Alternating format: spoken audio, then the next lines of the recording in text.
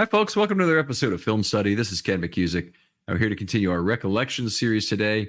And we're talking about a player that we hopefully have not forgotten completely about because he's a heck of a football player, Willis McGahee. And joining me to do that is Garnett West. Garnett, how you doing? I'm doing good, Ken. How about yourself, sir? No complaints. No complaints. Longtime friend of the show. Really appreciate every time you're on, Garnett, and talking football with you is always a lot of fun. You picked Willis McGahee. How come? Yes, sir. Oh, so just long lineage of great backs from the University of Miami, since that's my favorite college of all time. Only one college to enroll with multiple. Me and is just on top of that, me and Vaz, we go back and forth with each other all the time. Him being a Florida State fan, so it's crazy between us also. But yeah, just been a huge Miami Hurricane fan. When I was ecstatic, when we was able to get him, for the trade from the Buffalo Bills. Yeah, and I just knew what we were getting, hopefully we were getting after what we were going to, to talk about his the trend, the timeline of him being a Baltimore Raven. So he came out in the 2003 draft, even though he didn't play in 2003, sat out the entire season with a pretty serious injury. We were all surprised he went still in the first round, but I think 23rd, 21st, something like that overall. Yes, sir. That was correct. Actually, it's crazy. Obviously just want to show up, you're looking prepared. And I just remember I actually was watching a video of Mel Kiper talking about him, and just basically he was right there, right behind Carson Palmer in that draft as he was being discussed, being drafted. And obviously, as you know, in the bowl game against Ohio State, got his knee blown out, and then dropped to what you pointed out in the later on in the late round first, when they set him out a whole year just for recovery.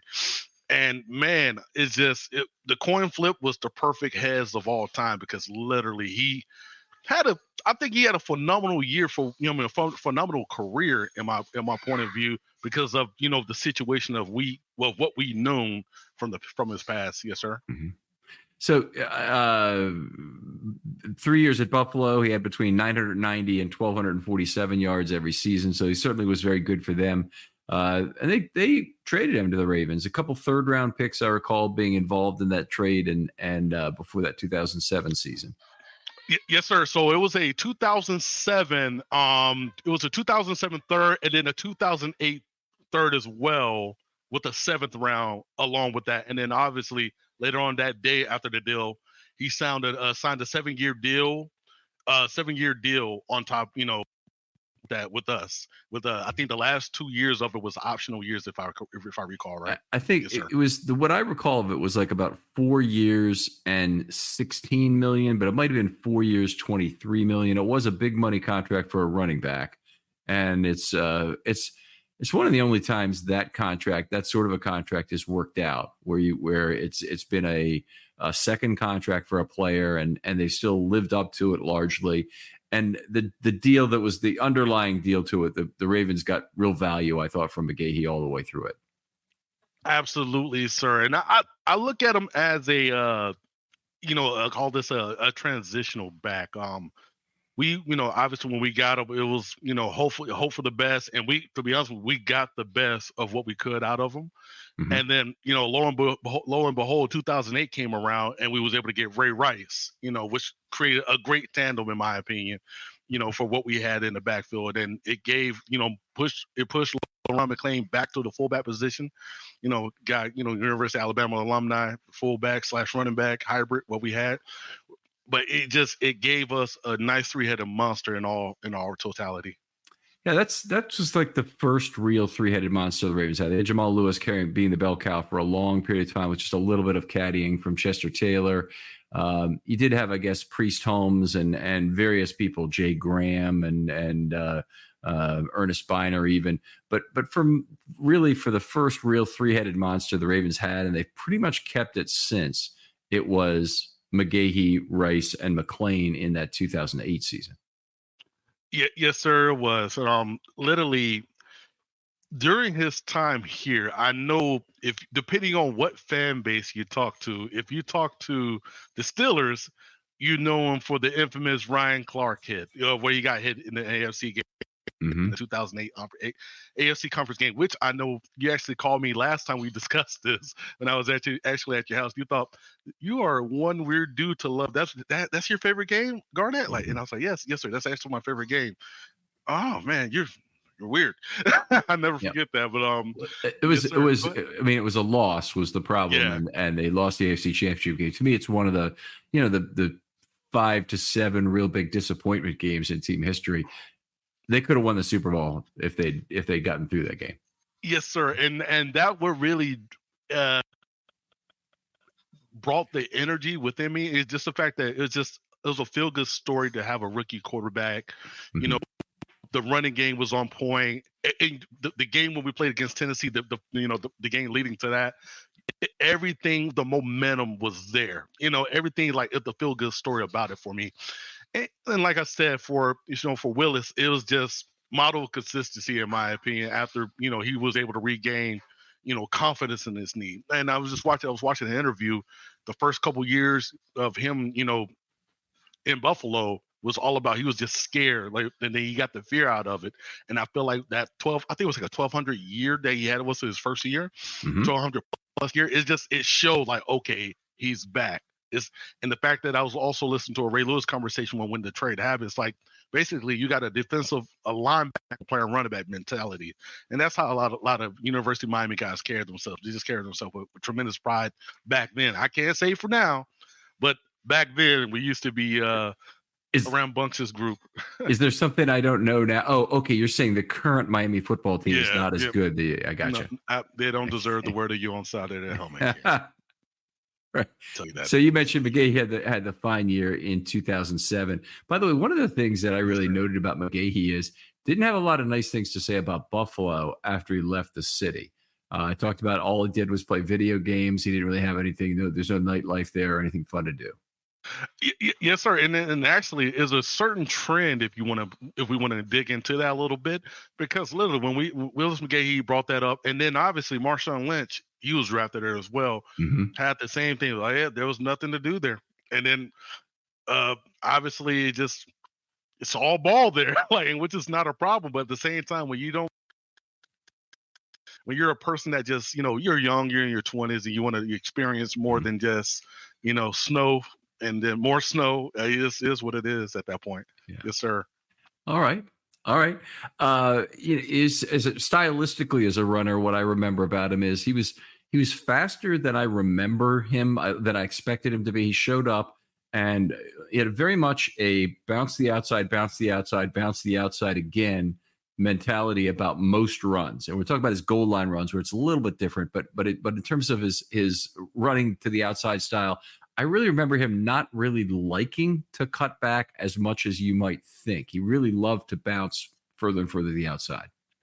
Yes, sir. He was like the old school late, I'll say the early 2000s type of running back where they had that beautiful build. I know it's going to sound crazy what I'm saying, but they had the beautiful build, the 6 foot and a quarter height, about 210, 215, and then 220, somewhere there in that realm of weight. But they had good feet. Like, it was hard to find, but when you saw a batch of them like he was, it was phenomenal. Like, that's why I think I had so much love for him. I never forget how good his feet were for that size. I don't know if you remember this play, but when he was playing for us, he basically made Junior Seau do a whole 360 on the field because that's how good his feet were. I don't know. I literally have to send you that video. But like I said, one of my favorite running backs of all time. Obviously, being a Miami guy, Clint Portis is one of them, obviously, and Frank Gore. But he was the one guy, the unsung hero of the bunch, and his feet was so underrated to me. And I know the funniest thing, a lot of us I know we have Derrick Henry on our team, and everybody knows him for the stiff arm, but Willis McGahee probably had one of the nastiest stiff arms in the NFL. And I think you already know what I'm talking about, against the Eugene Wilson of the Raiders. Correct, sir? Yeah, in that 2009 finale. Yeah. Yep. Yes, sir. But yep. Go ahead. Sorry. I didn't want to cut you off there either. His career with the Ravens really defined by having that big 2007 year, then declining production as he started to share the backfield. The thing that really didn't decline during his seasons was he was kind of always the touchdown scorer. So he continued to score a lot, including being in the game down by the goal line as the Ravens ran some of the biggest jumbo packages you'll ever see. That included not only 6 offensive linemen, but also Haloti Ngata inserted as a tight end. Yes, sir. He literally had the terminology, the nose for the end zone, always found it. And it was like it's a beautiful thing. And I hope we get that back this upcoming year in Baltimore, where just being a former linebacker and just high school and just 1 year of collegiate level, the worst thing in the world is for basically the 5-star back to come off the field and you damn near, I'm sorry, excuse my language, you see another 5-star back into the field, come onto the field. And that's what we had during those times in Baltimore, where I think people really didn't realize it, the transcending progression of Ray Rice. And then even when with LaRon McClain, like I said, even when LaRon McClain was playing the backfield in 2008, as we all know at the Dallas game, where they both had 70-plus runs back-to-back, basically. And it's a beautiful thing where Willis, he was able to maintain his speed while getting older and still was able to hit those home runs. And also in those goal line yardage situation, was able to find the end zone, like you said, sir. Great vision, I thought, down by the goal line. He really saw the field well, anticipated where he could make that cut, and was very good at it. And that's where he stopped being that bounce outside runner that I talk about. Really always kind of preferred to go one to the outside. A lot of speed backs are like that. McGahee didn't have the top tier of speed, but he certainly did find a niche as a goal line runner that was really special, that he understood the dance steps of what Ngata and maybe Adam Terry or other guys who were in there as a 6th offensive lineman were trying to accomplish on the outside there. I thought that was always something I really admired and appreciated about him. Same. I think the one quick little note, sir, is the one thing about McGahee, I think he started to realize the top end speed was starting to burn away a little bit. Mm-hmm. And that's when he made the transitional weight from, I want to say 210, 215-ish. And he jumped up to 235. I don't know if you really realize his 235, his body, you started to realize like, darn, thighs look bigger, arms are bigger. That's when he knew, like, okay, if I'm going to make, longevity, I have to do what I need to do. I know the top end speed ain't there no more. You just, I'm going to make sure I get my 4.2 in Baltimore, which he had, I think for career wise, he had a 4.2 yards per carry in Baltimore. Yes, sir. And for 3 years after he left, went to Denver, and then for 2 years, and then to Cleveland for 1. But I think in a lot of ways, the Ravens kind of sucked the cream off his career. He played a fine football for Buffalo. Don't get me wrong on that, but he I think the Ravens in a lot of ways sucked the cream off his career in terms of him being a real prodigious touchdown scorer. But let's talk about what it is, maybe some memories you have of him that are specific about individual plays. Yeah, so honestly, like I said, the one play, like I said, against Junior Seau when we played the Patriots. I'm trying to remember what year of 2007, maybe. Was it when they were perfect? Yes, sir. It was that game. It was literally that game. Just remember, he literally put him in a whirlwind, and that was a great moment for him, just to show how like the versatility of his feet, not just a straight downhill one cut power back that that saw it like a Gus style running back, but a guy that had light feet for a bigger guy. And also, like I said, the Eugene Wilson play. Like if you really think about a lot of his plays, it's just like you said, deceptive speed, like back end speed. And that's what really, caught a lot of people off guard. It's just like, okay, if he got to the second level, a lot of backs were like, even with Gus, like we knew when Gus got to the second level, he could break it, but you knew eventually somebody's going to get him, after the knee injury, that he suffered. But with Willis, if you really think about it, I don't remember that many people that were able to, close the gap, which was amazing when you really think about, like I said, the knee injury, him putting on more muscle, it was a beautiful thing. But like the Eugene Wilson was I'll probably watch that video at least maybe 2 to 3 times a year. Just the, man, that was a crazy step for him. 'Cause he literally sent him to the sidelines on his butt. Mm-hmm. Yes, sir. That was certainly one of my favorite moments about him. And the Ravens needed a win that day. A lot of people forget this, but in 2009 in the finale, they weren't in the playoffs. So it was probably the greatest team of the early Harbaugh era. They went 9-7. So not everybody's going to agree with me on this, but they had the best offensive line of that era. And Willis McGahee, in the final game of the year, they were 8-7. They went into it. They had to beat Miami to make the playoffs. And they went in there. They kicked Miami's butt pretty thoroughly, included 16 for 167 from McGahee with 3 TDs, had a 77-yard touchdown run that day, which is one of those good. It was a big runaway after the stiff arm is what you're referring to in that one. But, heck of a game out of McGahee. Yes, sir, it was. And like I said, like it's when you back then and hopefully still to this moment, to this day, it's like when you imagine a running back for the Ravens, obviously we talk about Ray Rice and, the Mighty Mouse, he was, but Willis was like the perfect back to me for what we were and what we stood for. And 2019, when he like officially retired, he could have went to the Bills. Broncos, he had a nice, I think he ripped off like almost 1,100 to 1,200 yards on his last year with the Broncos, the last year. But he came back to us in 2019 to retire. And the one thing that he said, it's like, this is family. They treated me like family since day one. And then the moment I left and I came back here, to put my cleats here for the one last time. So yeah, it's like I said, it's a beautiful thing for him. Beautiful connection. How I view it, sir. Yeah, I love to hear that about former Ravens. They come back and they say, yeah, this place was home. This is the place where I want to retire. The more that we'll do that, the better. In terms, it's like it's a nice recruiting inducement. You've worked in and with the military your entire life. We really respect that about you as a former Marine and whatnot. But also, how important it is for the Marines to maintain their reputation as a recruiting inducement.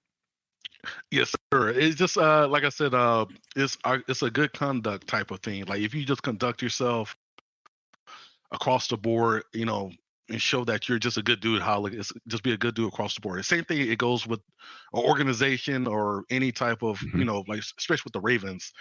I have yet to hear somebody of, a great caliber of person say anything bad about our organization as fans. And that's a beautiful thing where, you hear, Yonda talking to Kevin Zeitler about, hey, is this how is it like this family? They'll take care of you if you're in the moment you hear, the moment you exit, they're always going to have your best interest for you. They're never going to try to steer you wrong. They're not going to jip you. What you see is what you're probably going to get in times too. It's a beautiful thing.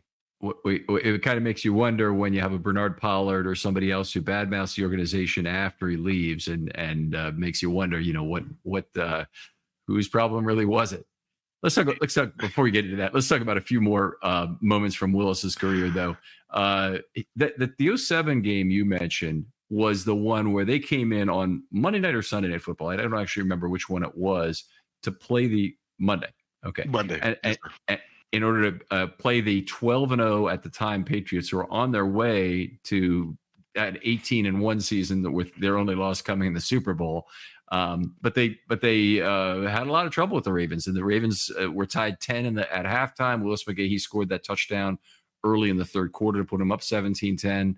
Then they tied it up again. Then the Ravens went ahead again. It was a wonderful day of a wonderful night of the Ravens doing the right thing until things went wrong on that final 5 minutes or so of the game.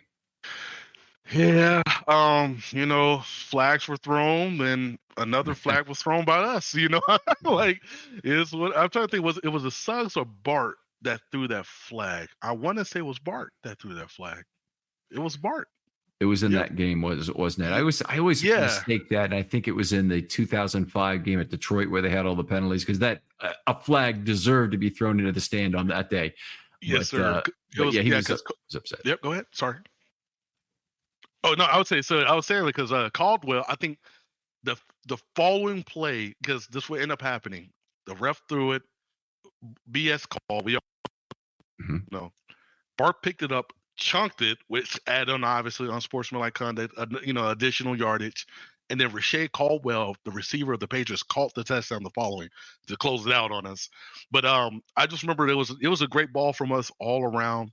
One of my favorite plays is I call it's a traditional play that we do all the time. Now this is I think we actually discussed about it at your house of how it's still being used to this day, and it's within our culture of how we use the slot the slot blitz.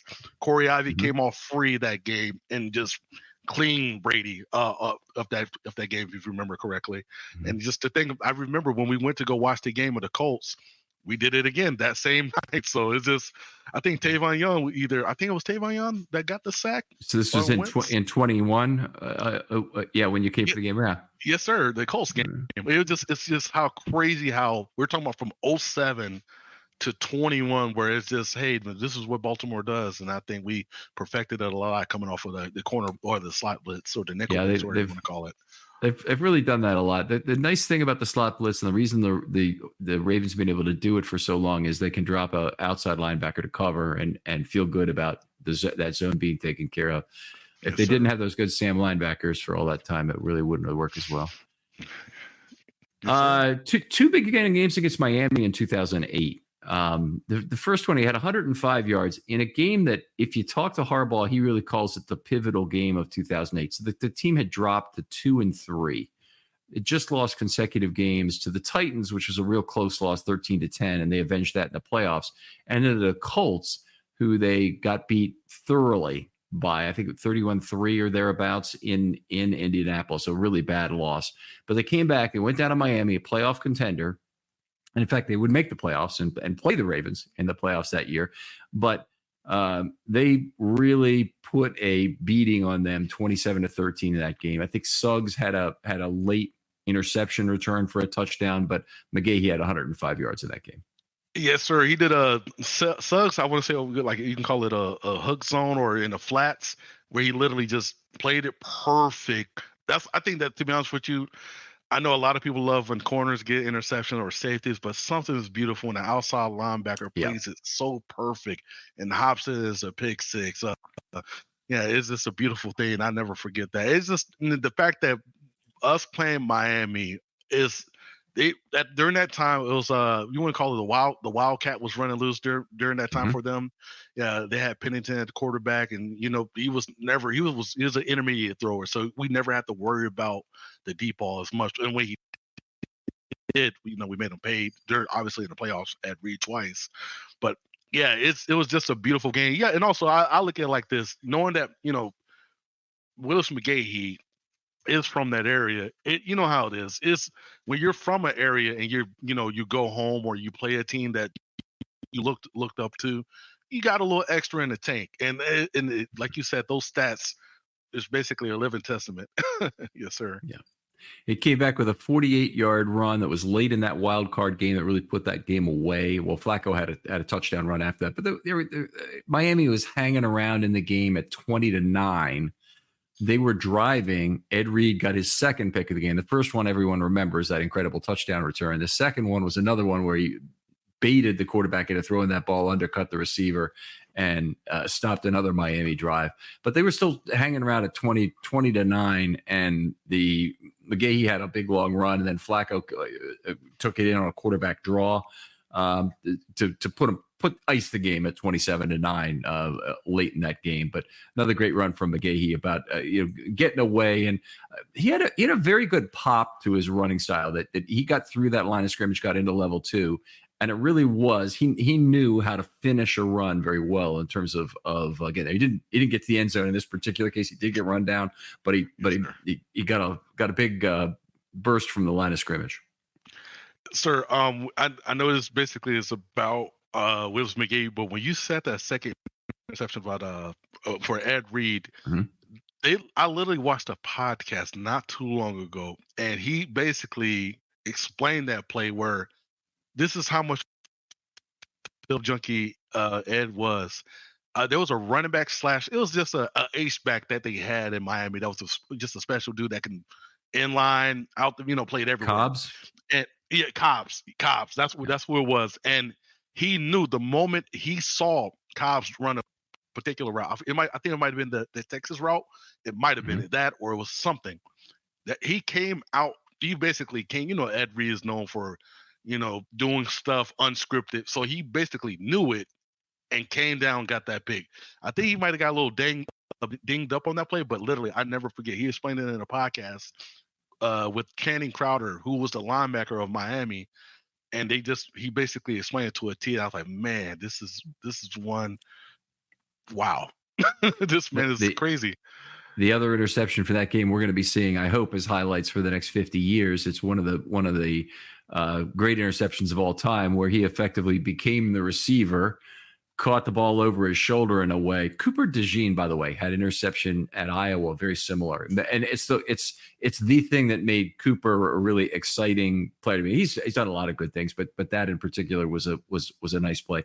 Anyway, Reed, not only did he basically go to the right, hopped out of a tackle attempt by Cobbs, which was the last chance they had at him. It was 60 yards from the end zone. It was the last chance they had. And he took the entire offense with him, and he took the entire Miami offense with him to that side of the field.